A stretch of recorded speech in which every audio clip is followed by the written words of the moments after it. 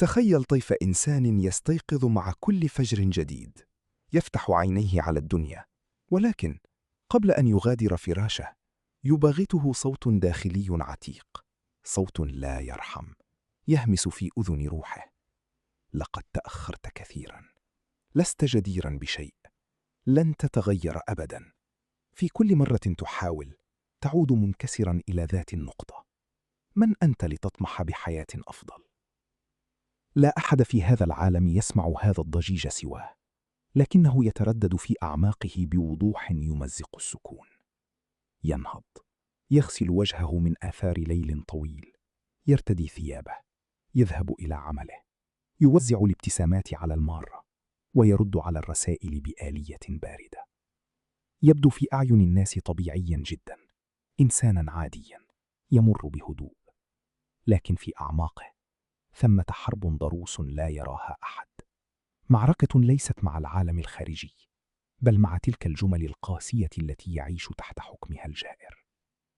هنا ومن قلب هذا النزيف الصامت يبدأ كتاب يمكنك شفاء حياتك للويز هاي.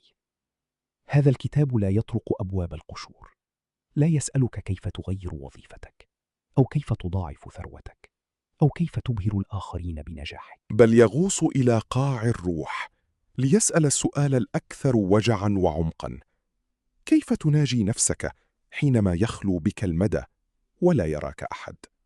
تقول لويز هاي إن جل آلامنا لا تنبع مما حدث لنا فحسب، بل من تلك المعاني التي استخلصناها من جراحنا، ومن تلك الجمل المسمومة التي صدقناها عن أنفسنا. إنسان يرفض في تجربة ما، فيخرج منها مكبلا بجملة أنا غير محبوب. آخر يتعرض للنقد، فيعتنق عقيدة أنا لا أفعل شيئا صحيحا أبدا. طفل يعيش قسوة أهله، فينمو وهو يظن يجب أن أكون مثاليا كي يرضوا عني. قلب يخذل، فيقرر في لا وعيه الأمان في البعد، والقرب خديعة. تمضي السنوات، يشيخ الجسد، وتتبدل ملامح الحياة، لكن تلك الجملة القديمة تظل رابضة في الزوايا المظلمة، تعمل كقانون سري يحكم المصير. هو لا ينطق بها علانية، لكنه يقتات عليها في كل قرار. يهرب من الحب لأنه يخشى ألا يستحقه، يرفض الفرص المتاحة لأنه ينتظر الفشل، يتوجس من الراحة لأن قيمته ارتبطت بالشقاء، ويقبل بعلاقات تمزقه لأنه لا يصدق أن هناك ما هو أنقى. ينجح، لكن الفرح لا يطرق بابه، لأن صوتا في الداخل ما زال يصرخ هذا ليس كافيا. وهنا تهمس لويز هاي إن فجر التغيير يبدأ حين ننتبه إلى هذه الجمل، ليس لأن الكلمات سحر أسود، بل لأن ما نردده في خلواتنا يتحول مع الوقت إلى عدسة نرى من خلالها ذواتنا والعالم. تخيل سجينا يعيش داخل غرفة مظلمة، نقش على جدرانها أنت ضعيف، أنت منبوذ، أنت تخطئ دائما.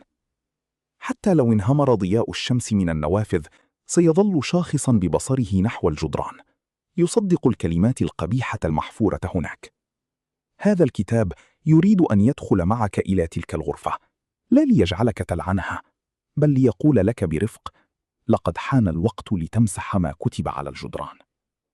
إن جوهر الألم في هذا العالم هو افتقاد حب الذات، وحب الذات هنا ليس غرورا ولا نرجسية، ليس أن تقف لتمجد نفسك أو تنكر أخطائك، بل هو أمر أبسط وأشد مشقة في آن واحد: أن تكف عن معاملة نفسك كعدو، أن تخطئ دون أن تجلد روحك بسياط الإهانة، أن تتعب دون أن تتهم نفسك بالهوان، أن تحتاج الآخرين دون أن يقتلك الخجل، أن تنظر في المرآة دون أن تقيم محكمة تفتش في العيوب، أن تتحدث إلى نفسك بذات الرقة التي تتحدث بها مع طفل تحبه حقا. أحياناً المشكلة ليست في جهلك بما يجب فعله، فأنت تعرف الطريق، لكن داخلك لا يأذن لك بالعبور. تعرف أنك بحاجة للراحة، لكن ذنبك يمنعك. تعرف أنك تستحق الأفضل، لكن يقينك الداخلي يكذبك. تعرف أن عليك البدء من جديد، لكن صوتاً جنائزياً يقول فات الأوان. وهنا تبرز فكرة الاستحقاق. ترى لويز هاي أن حياة الكثيرين تتعطل لا لنقص في قدراتهم، بل لأنهم لا يشعرون بأنهم يستحقون النور. يريد النجاح، لكنه يخشى أن يرى. يريد الحب، لكنه يعتقد أن له ثمناً باهظاً. يريد السلام، لكنه اعتاد القلق حتى صار الهدوء غريباً يثير الريبة في نفسه. أنت لا ترفض الخير زهداً فيه، بل لأنك لا تصدق أنك مسموح لك بامتلاكه. من هنا ولدت فكرة التوكيدات، تلك الجمل التي نرددها لتدريب العقل على احتمال جديد. لكن لنكن صادقين، التوكيدات ليست تعويذة سحرية، ولا بديلة عن العلاج، ولا هي إنكار للوجع. التوكيد الحقيقي هو جسر تعبر فوقه نحو الحقيقة. إذا كنت غارقاً في كره ذاتك، فإن قول أنا أحب نفسي تماماً قد يبدو وهماً بعيداً. ابدأ إذن بجملة أكثر صدقاً: أنا أتعلم أن أكون ألطف مع نفسي. أنا مستعد لرؤية قيمتي خطوة بخطوة.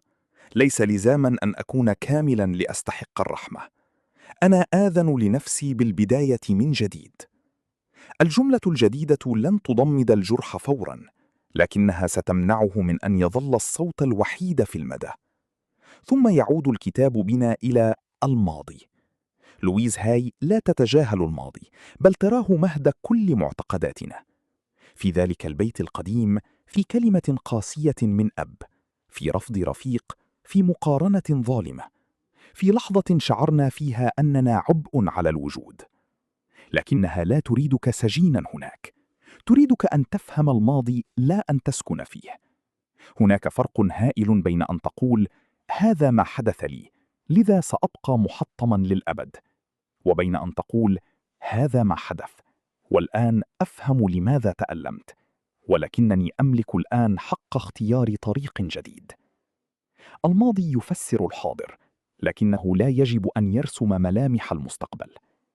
ومن أكثر الفصول وجعاً الغفران، تلك الكلمة التي تثير فينا الرفض، لأننا نظنها تبريراً للأذى أو دعوة لعودة الجلادين إلى حياتنا. لكن الغفران بمعناه الناضج هو تحرر لك أنت. الغفران لا يقول ما حدث كان هيناً، بل يقول ما حدث كان مؤلماً وغير عادل، لكنني لا أريد لهذا الوجع أن يظل حياً في داخلي ينهش يومي وكأنه يحدث الآن. الغضب الطويل قد يبدو كدرع وقوة، لكنه مع الوقت يتحول إلى قيد ثقيل. أنت تحمل الحادثة فوق ظهرك، تستعيدها، تتألم منها، وتدعها تحدد من تثق به ومن تحب. فيصبح الغائب الذي آذاك حاضراً في كل قرار تتخذه. يسألك الكتاب: هل تريد العيش تحت سلطة ما مضى، أم تريد استعادة نفسك؟ وتأتي فكرة الجسد والروح، تلك العلاقة الوثيقة التي تؤكد لويز هاي فيها أن جسدك ليس عدوك. قد لا يكون مرضك ذنبك، ولكن جسدك في أحيان كثيرة يرسل إليك رسائل مشفرة: أنا مرهق، أنا أحمل فوق طاقتي، أنا متوتر منذ أمد بعيد، أنا بحاجة للرعاية لا للقسوة. فبدل أن تهاجم جسدك، أنصت إليه بوعي، أعطه حقه من الطب، وأعطه حقه من السكينة. جوهر الكتاب يقول لك: الشفاء لا يأتي من تغيير جملة واحدة، بل يبدأ من الداخل، من اللغة التي تخاطب بها نفسك، من الغضب الذي لم يجد مخرجاً، من الذنب الذي تنوء به العصبة من الرجال. حول وعيك إلى فعل. إذا قلت أنا أستحق الراحة، فلا تجعلها كلمات جوفاء. نم مبكراً، قل لا لما يستنزفك. إذا قلت أتعلم حب نفسي، فتوقف عن إهانة جسدك أمام المرآة، واطلب الدعم حين تضيق بك السبل. اجعل الشفاء سلوكاً صغيراً يتكرر كل يوم. والآن تأمل هذه التمارين الثلاثة من روح الكتاب. أولاً، الجملة العتيقة. اكتب أكثر جملة قاسية تكررها على مسامع روحك. اسأل نفسك: من أين جاءت؟ وهل هي حقيقة أم أثر لجرح قديم؟ ثم ابحث عن جملة أكثر رحمة لتكون البديل. ثانياً، تمرين المرآة. قف أمام المرآة لدقيقة واحدة. انظر في عينيك بهدوء وقل: أنا أتعلم أن أراك برحمة. أنا لا أحتاج للكمال لأستحق اللطف. انتبه للمقاومة التي ستشعر بها، للحزن الذي قد ينفجر. تلك المقاومة هي صوت المناطق التي لم تعتد اللمسات الحانية بعد. ثالثاً، الفعل المصدق. اختر جملة واحدة تحتاجها اليوم، وليكن: أنا أستحق الهدوء. ثم افعل شيئاً واحداً يثبت ذلك. أغلق هاتفك، خذ نفساً عميقاً، أو توقف عن لوم ذاتك لبرهة. في الختام، كتاب يمكنك شفاء حياتك لا يبيعك الأوهام، ولا يدعي أن كل شيء سيحل بكلمة إيجابية. بل يضع أمامك مرآة عميقة ويسألك: ما هي الجملة التي تحكم حياتك؟ من الذي أقنعك أنك لا تستحق النور؟ ربما لا نملك القدرة على تغيير كل ما حدث لنا، لكننا نملك يقيناً القدرة على التوقف عن تكرار مآسينا داخلنا كل يوم. الشفاء قد لا يبدأ بقرار عظيم، بل بلحظة صغيرة جداً، لحظة صدق تقول فيها لنفسك: لقد تعبت من القسوة علي، وأنا الآن مستعد لأتعلم طريقاً أرحم للعيش. وهذه يا صديقي هي الخطوة الأولى والحقيقية لشفاء حياتك.